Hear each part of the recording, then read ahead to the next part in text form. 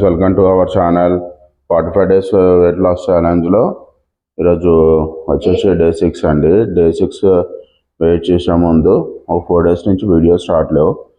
అవి ఎందుకు అనేది భాగ్యం మీకు రీజన్ చెప్తుంది. రీజన్ బట్టి మీరు అర్థం చేసుకోండి.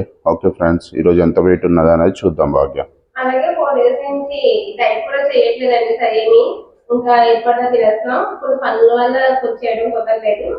అదే నేను ఎందుకు అన్నది నేను ఒక వీడియో చేసి పెడతానండి.